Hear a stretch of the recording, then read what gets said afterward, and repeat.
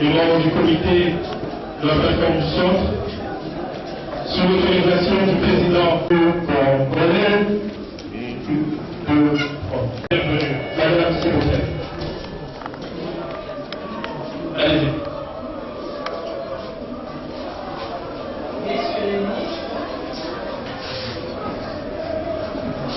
Messieurs, mesdames, les représentants des organismes internationaux, messieurs, mesdames, les membres du corps international, honorables sénateurs, honorables députés, excellences, chers collègues, mesdames, messieurs. Démocratique du Congo. Le centre n'est pas un parti politique. Le centre, c'est plus qu'un mouvement politique. Le centre, c'est désormais le troisième pôle politique en République démocratique du Congo, qui avait auparavant la majorité et l'opposition. Le centre a été créé à l'initiative des leaders et des personnalités, chefs de parti, de regroupements politiques et personnalités politiques qui sont devant nous. Je m'en vais les présenter, car la scène politique congolaise devra désormais compter avec le centre. Le président du centre, Germain Kaminga, président et manager et chairman de l'Université que vous connaissez, est au milieu de la table. Il préside le centre.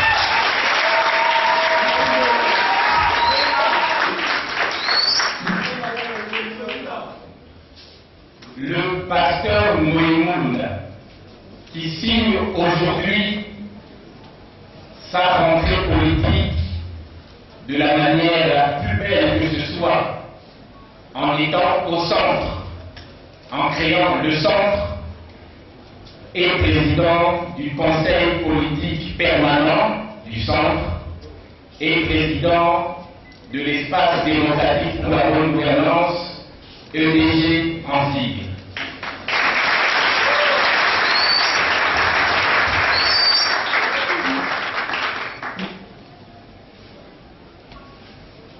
Présidente du parti PRED et vice-présidente du centre, Madame Micheline Guy, que vous connaissez, est au rendez-vous du centre.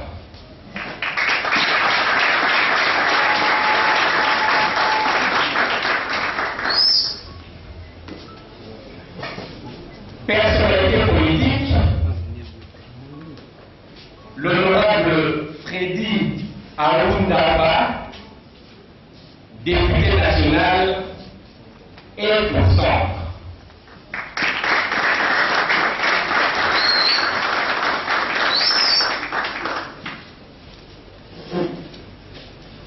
Le président d'émergence, Paul Mariela, qui est un centriste convaincu, a pris son avion pour être avec nous au centre. Président Paul Mariela, je vous prie de vous lever.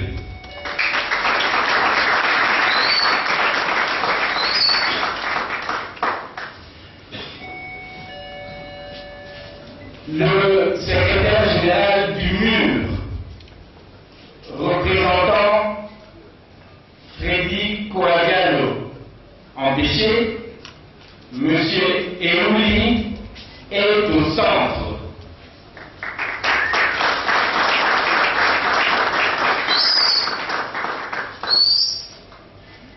Et ce jour, à la construction de la troisième voie, du troisième au diapason de l'universalité démocratique.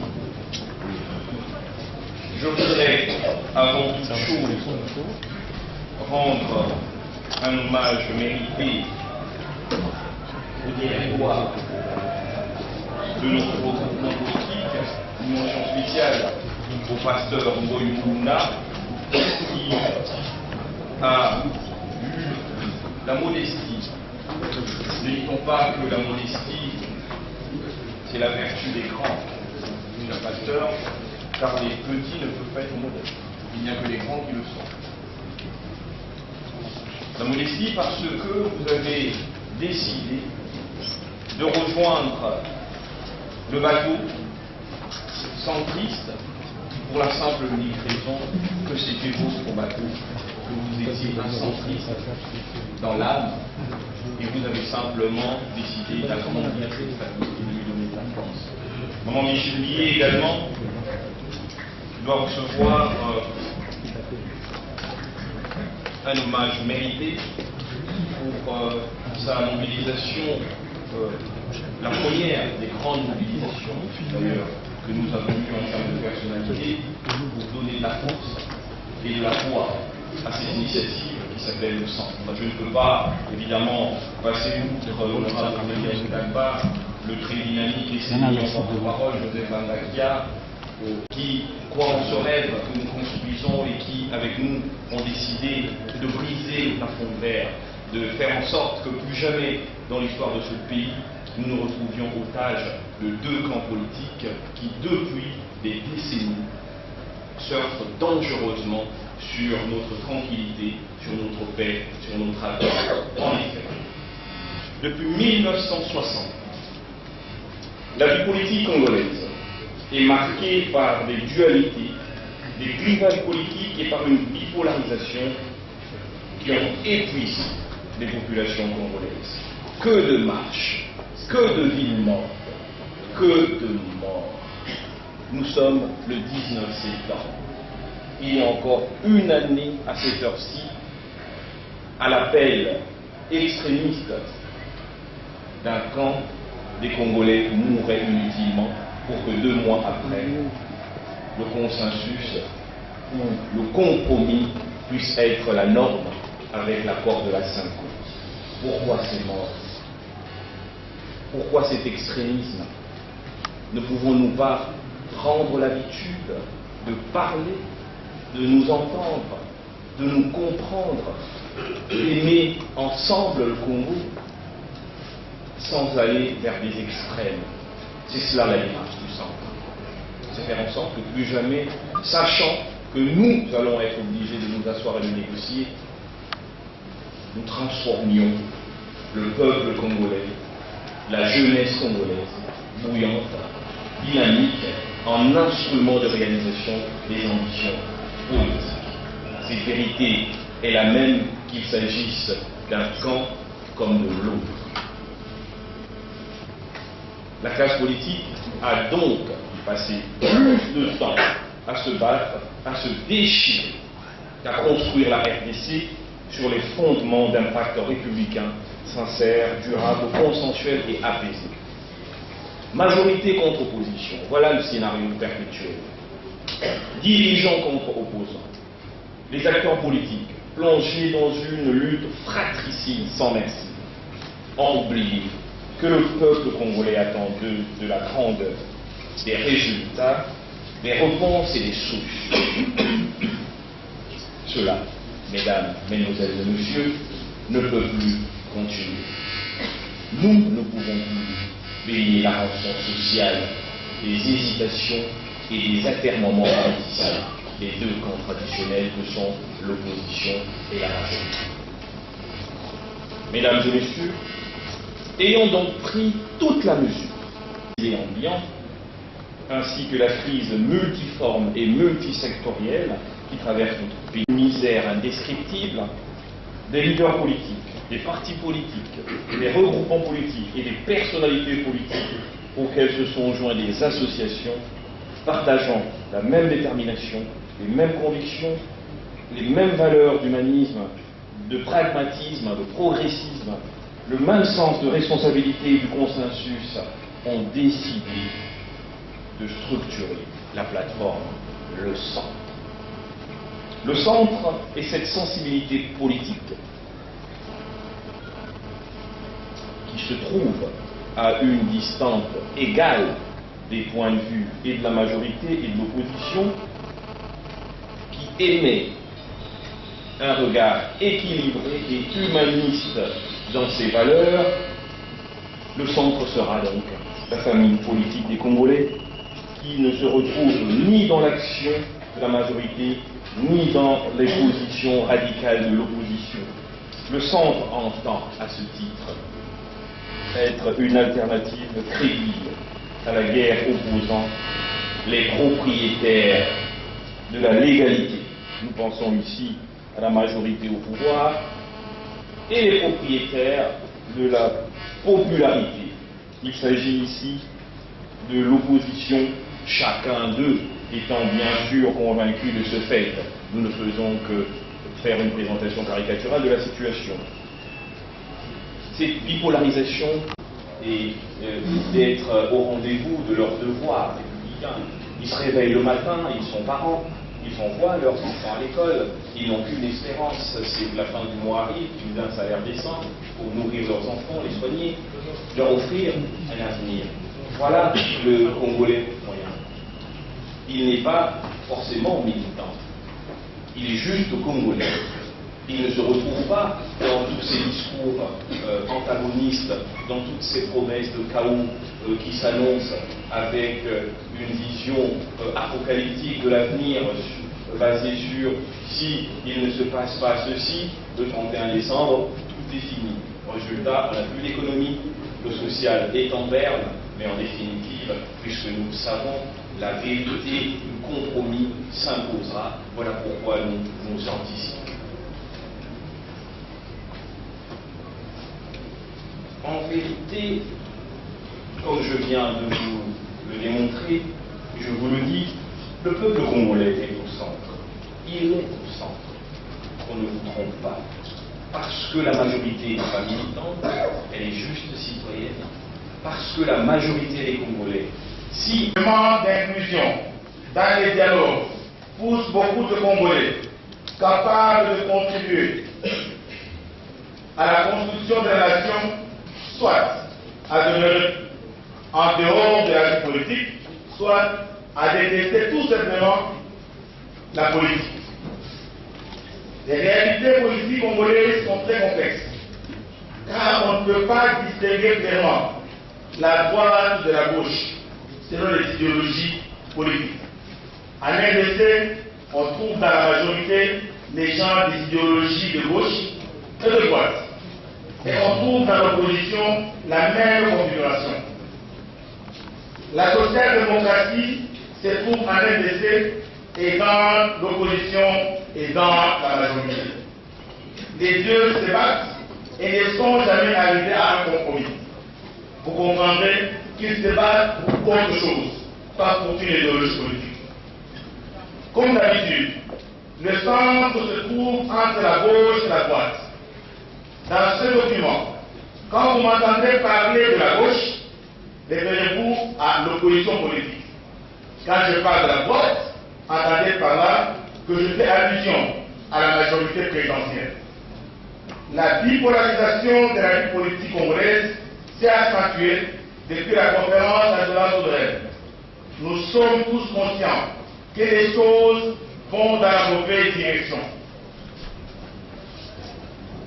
Dans cette crise, c'est la population qui souffre le plus et le pays n'avance pas du tout. L'État est occupé à résoudre la crise politique. De la population reste sans solution.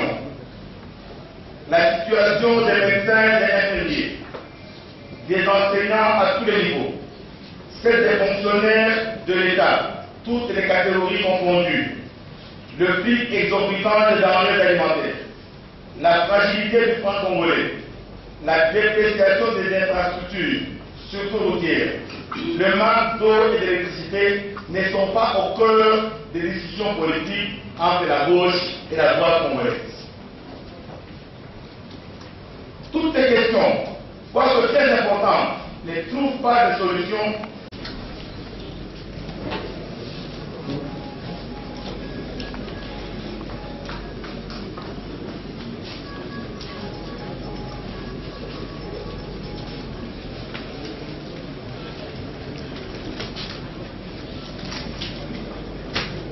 Du secrétaire général du parti respectant le peuple, de l'honorable Moukaï, qui est en marche vers le centre.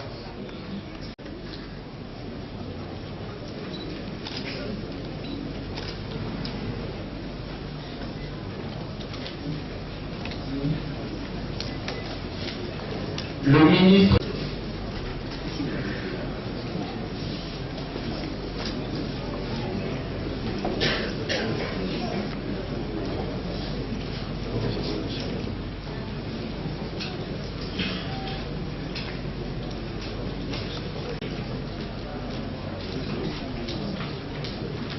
au sein du centre, nous avons deux murs. Pas de murs, deux murs. Mais il y a aussi un centre politique regroupant des dizaines de partis politiques, des dizaines de personnalités, regroupant le peuple congolais. Des gens qui ont le bon sens de vouloir passer en avant l'intérêt supérieur de la nation et d'offrir une discours alternative à la radicalité ambiante et donc servir de tampon face au risque de convulsions sociales irrémédiables avec des impacts définitifs sur notre stabilité, notre paix et notre devenir en tant que nation. Ces propositions-là seront des propositions d'apaisement, seront des propositions de consensus et de compromis.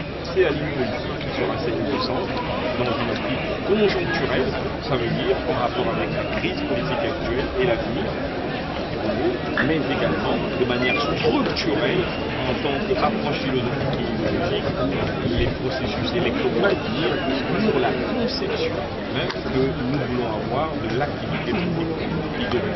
Chapaki en 1998 tokendaki dialogue intercongolais tomeki kobongisa lelo toza na mwa badifficulté mais elingi koloba te qu'il faut tobebisa nyonso mwana nzela ya centre oyo biso tokonu eza kozwa malamu esika ya bandeko nyonso kotala intérêt ya peuple oyo tolingi kotia na katikati epuis toproposer basolution mpo baoyo baza na majorité ntango mosusu neti bango baza na volonté ya koconserve pouvoir vérité mosusu bakoloba te ntango mpe bandeko baza na opposition neti bango baza na posa ya kozwa à tout prix pouvoir il faut mpona wana bakongolais balinga bango vérité mosusu mpe bakoloba te yango wana biso tobimi mpona kolobelaka peuple kaka vérité moko ya monene ekobima lobi na kati ya mikanda oyo tokobimisa oyo tobengi feuille de sortie de groupe mpo wapi bakongolais nyonso bakotanga bakomona nini biso topesi neti makanisi mpe manaka oyo ekomemaka mboka na biso eleka décembre tokofa mpe 2018 makambo eleka malamu ekongo ekende liboso sans que constitution ezwa problème sans que bainstitution ezwa problème sans que nungunungu ya monene ekota na mboka mais nzela ya mabonami emonana polele. Merci. Votre présence à ce conclave du regroupement politique Le Centre, où vous occupez un poste extrêmement prestigieux, qui est celui du président du Conseil politique permanent du Centre. Et dans votre intervention, un de vos propos m'a interpellé, le dernier. Vous avez parlé de la solidarité internationale. Mais nous remarquons malheureusement, révérend Ngoyi Mulunda, que le Congo, depuis son indépendance, n'a pas pu apporter grand-chose au monde. Cette question, elle est vraiment capitale. Le Congo a une réputation d'un pays déchiré, un pays sans espoir, et cette réputation pousse même la communauté internationale à venir détruire notre pays, à venir même interférer, à venir nous dire comment est-ce que les choses doivent se passer. Aujourd'hui, les centres, si vous avez bien suivi, nous avons parlé d'abord d'un consensus national, d'avoir une réconciliation. Si nous, Congolais, pouvons sortir de cette crise de nous-mêmes, en nous réconciliant, en nous parlant en face et en ayant un consensus national, nous donnerons un modèle au monde. Comparativement à d'autres pays. On dirait que le Congo était au bout de la catastrophe, mais ils se sont entendus. Et les Congos en sont sortis. Aujourd'hui, on peut tout dire. Par nos différents dialogues, nous donnons un modèle. Même ceux qui n'arrivent pas, on dit que ces gens-là, ils ont la culture du dialogue. Mais malheureusement, on n'aboutit pas à un consensus. Si nous voulons donner au monde aujourd'hui avec le centre et que les Congolais, bien que déchirés, peuvent arriver ensemble, peuvent s'entendre et peuvent partir. C'est toujours saluer la sagesse du chef de l'État du 1+4. Vous savez que l'accord de Sun City donnait d'abord la structure normale des premiers présidents, premiers ministres et ainsi de suite. Mais la sagesse du président, il a demandé qu'il y ait inclusion. Il a cédé à dire, ce n'est pas dans la constitution qu'on fait le 1+4, on se met ensemble. On a trouvé un consensus qui a surpris plus d'une personne. Et les Congolais l'ont fait. Et le monde a vu ça. Et les Congolais peuvent le refaire. C'est ce qu'on peut apporter au monde. Si aujourd'hui ils partent, c'est parce que nous leur donnons l'occasion. Aujourd'hui, on va leur dire qu'il y a quelque chose qui peut se faire au Congo. Je ne peux pas parler de la communauté internationale pour les tendre la main. Mais ils peuvent apprendre de nous. Dans notre arrangement, dans notre réconciliation nationale. Merci. Révérend Ngoyi Mulunda, le président du Conseil. Excellence, nous avons constaté votre présence à l'occasion du lancement du conclave du regroupement politique Le Centre. Au propos du président du conseil politique du Centre, parce que Ngoyi Mulunda est cadré, n'est-ce pas, le fondement, le facteur, le paramètre fondateur du Centre, et entre autres c'est la solidarité. Et lorsqu'on parle de la solidarité, on ne fait pas de l'exclusion. Donc chaque personne physique ou morale est importante dans ce que vous définissez comme objectif. Et la communauté internationale, n'est-ce pas, constitue un décor qui doit accompagner ce processus, raison pour laquelle, bon, je suis d'avis avec toi que la communauté internationale, n'est-ce pas, ne doit pas avoir une part, n'est-ce pas, prépondérante dans ce que nous pensons être cette République. Mais du moins, il s'agit d'un corps aussi qui a une certaine importance dans ce processus. Pourquoi? Parce que le Congo a considéré que c'est un enfant. Et un enfant, avant qu'il se mette debout, qu'il grandisse, qu'il se marie et qu'il vieillisse, il a besoin de l'assistance de ce parent. Et l'État congolais est né en fonction de cette solidarité internationale qui a fait ces royaumes devenir républiques. Voilà pourquoi le centre estime que la participation de tous, donc les nationaux, l'international, est nécessaire pour remettre le pays sur la voie de la démocratie, pour remettre le pays sur la voie des élections. Et à ce sens, le centre, qui est comme un bloc, qui a une vision, qui constitue une alternative aujourd'hui crédible vis-à-vis de ces camps qui se disent, n'est-ce pas, extrêmes, radicales dans la vision de transformer ces conflits, eh bien la communauté internationale est importante. Voilà pourquoi nous, en tant que Voix du Futur, membres, signataires de l'acte fondateur du centre, nous estimons aussi que la communauté internationale, n'est-ce pas, est importante. Mais il faut la participation des Congolais, une part active revient aux Congolais, parce que les problèmes sociaux sont totaux et globaux. Il y a plusieurs facteurs historiques et culturels qui entravent peut-être ce qui est la norme en matière de transformation des conflits. Mais qu'à cela ne tienne, nous disons que Pasteur Mulunda a effectivement centré, n'est-ce pas, à travers ce propos, l'implication de tous.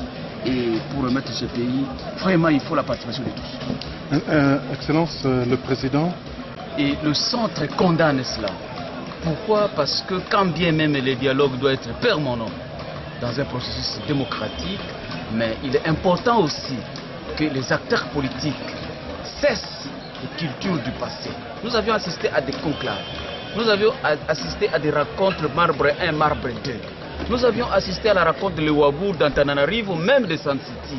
Mais le pays demeure dans l'impasse. Donc, il est important que l'intelligentsia congolaise envisage une autre voie. Et cette voie, c'est le centre. C'est ce centre-là qui, demain, donnera ses recettes succulentes pour résoudre cette crise. En fait, vous proposera un schéma idoine, crédible, rassuré, inclusif, pour remettre le pays sur le rail de son émergence.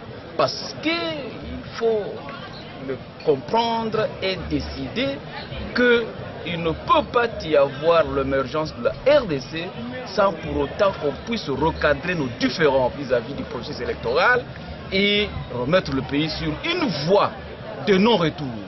Une voie, n'est-ce pas, qui pourra rassurer le peuple congolais à travers, n'est-ce pas, les élections.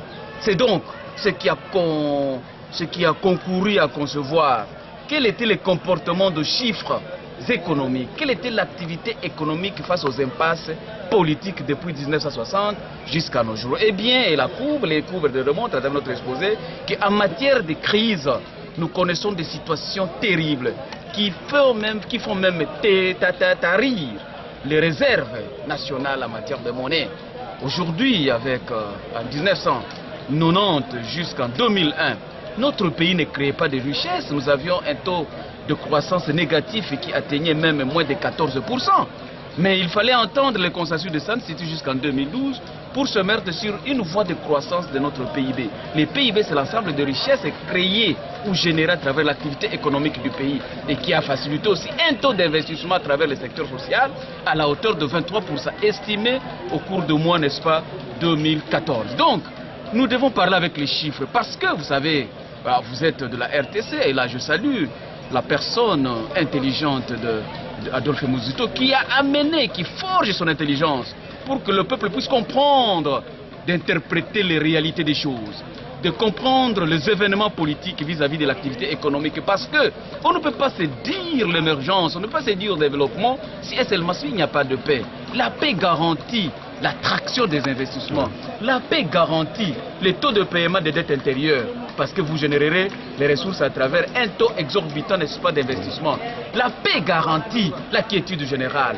Le pays devient attractif à travers un climat de paix. Et notre Constitution a conféré dans ses dispositions que les élections constituent un indicateur important sur le consensus national. Bon, donc, moi je pense que le Charmen Kambinga l'a dit, le radicalisme de camp politique, majorité, opposition. Et Ngoï Mulundara l'a rattrapé en disant c'est comme s'ils ne tiennent pas compte de la courbe d'évolution du bien-être de la population. Mais le centre veut concilier les trois, la courbe économique, la courbe politique en matière de crise et la courbe sociale. Voilà la synthèse de ces travaux. Et demain, au terme de 14 heures, je sais ce que tu cherches. Quelle est la proposition du centre par rapport à cette crise? Je risque de vider les contenus. Aujourd'hui, nous sommes au premier jour. Mais demain, vous êtes invités pour comprendre qu'est-ce qu'il faut faire pour résoudre le centre. Et je vous dis, le centre, c'est la voie crédible. C'est une alternative rassurante, inclusive. Demain, vous allez le vivre. Et je vous remercie de vos questions. Mais sinon, nous devons tous décider en fonction de l'histoire. Parce que l'histoire ne servira à rien si le peuple n'arrive pas à tirer l'actif et le passif de cette histoire en vue de construire la nation. Si un fait est passif par rapport à l'histoire vis-à-vis de la construction du pays, il faut élaguer ça. Donc le dialogue en réponse à votre question est bon et seulement s'il intègre les aspirations du peuple. Mais le centre s'inscrit en faux. S'il faut faire le dialogue pour partager les pouvoirs et ne pas prendre les aspirations du peuple, mais plutôt il s'inscrit positivement dans les dialogues si l'intérêt du peuple sera compris au centre en vue d'éviter les crises et donner la chance à l'activité économique de prendre de l'envol. Merci.